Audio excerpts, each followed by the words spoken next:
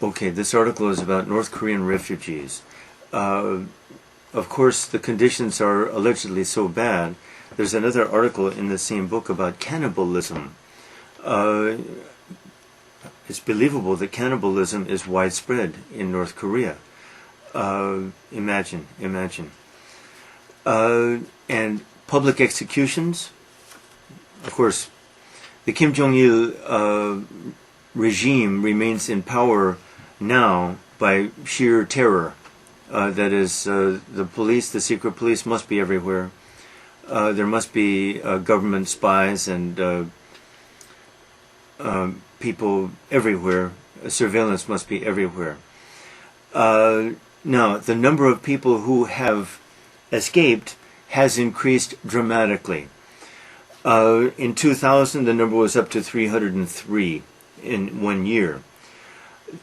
What I would prefer to focus on is if 303 escaped, some of them, of course, diplomats and wealthy, 3 military officers, that's interesting, but mostly common people.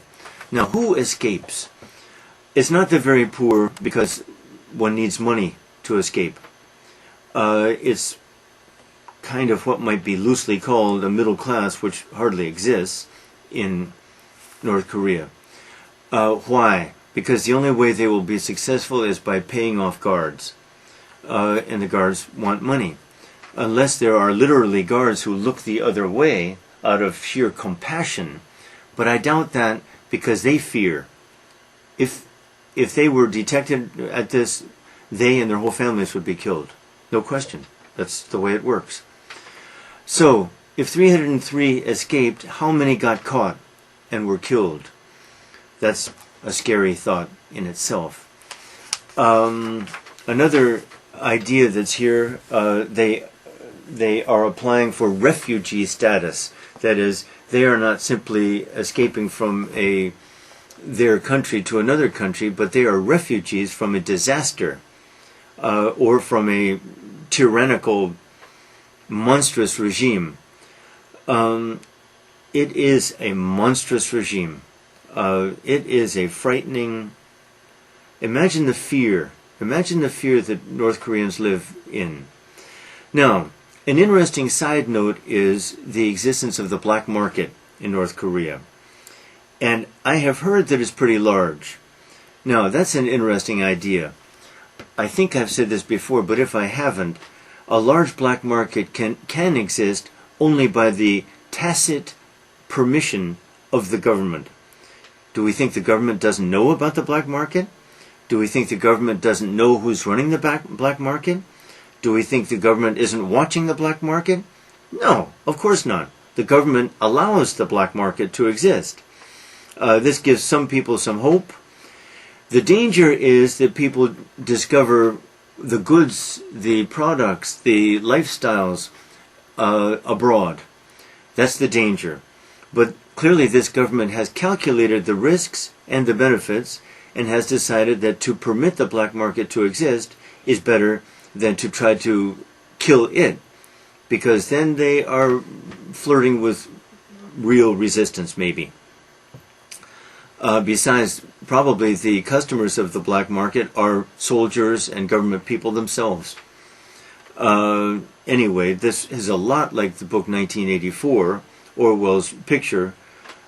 Is really perfectly like it, except the poverty is much, much worse.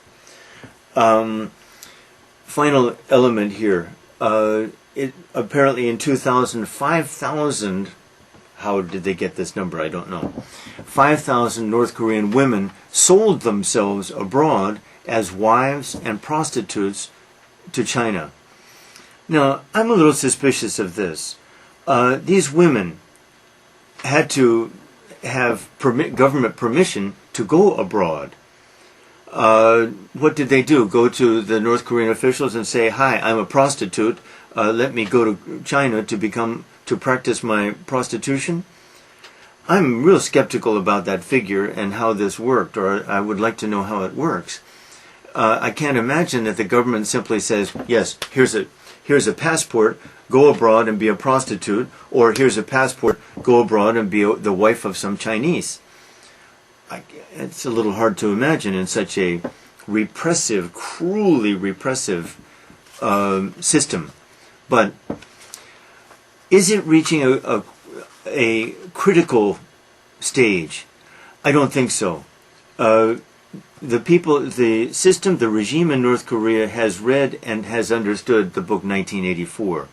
They know how they can stay in power, and they are successful at doing it. And I don't see any reason to think that some popular uprising will bring them down. That would demand some organization. Impossible. That would demand the existence of pockets, groups. Impossible in that country. The only possibility of an end to the system in North Korea is a civil war. I've discussed this before, but I'll mention it here. A civil war that is generals who have a lot of power, especially those that control nuclear, but just generals who have, of course, thousands of soldiers.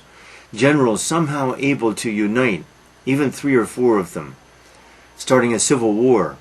That's the only possibility that I see of an end to the situation in North Korea. And I'll finish that scenario. If that civil war were to break out in North Korea between Kim Jong Il's guys and these other guys, the winner would be the side that made contact with the U.S. and said, "Hi, support me.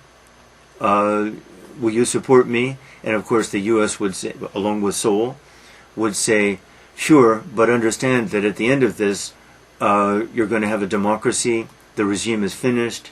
We will protect you, but you're not going to become the new Kim Jong Il. We are going to take charge for a while, just like Iraq."